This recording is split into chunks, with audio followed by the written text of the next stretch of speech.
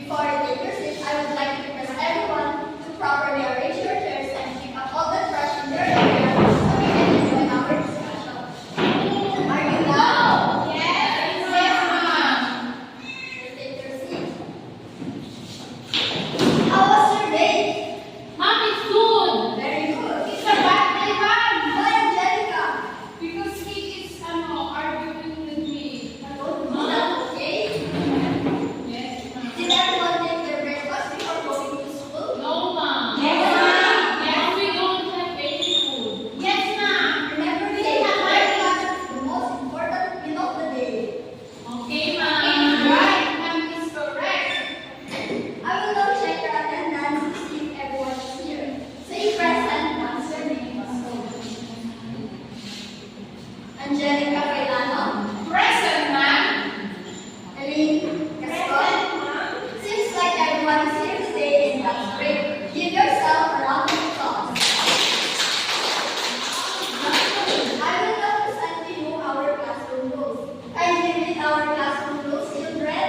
Sit down properly.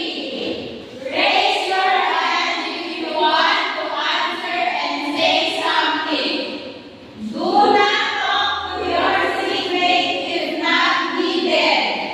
Listen to the teacher. Is it clear, class? Yes, ma'am. Very good. How about what is our past lesson, Angelica?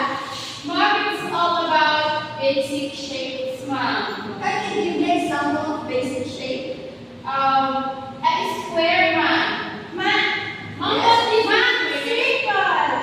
What else, Elaine? Square, ma'am.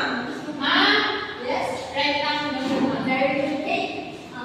Can someone give me a concrete object of rectangle, Angelica? Ma'am, a circle. Very good. Ma'am, Leah. blackboard, ma'am. Very good, Elaine. Table, ma'am. Very good. Bar. Very good, Sabel. How about you? Ma'am,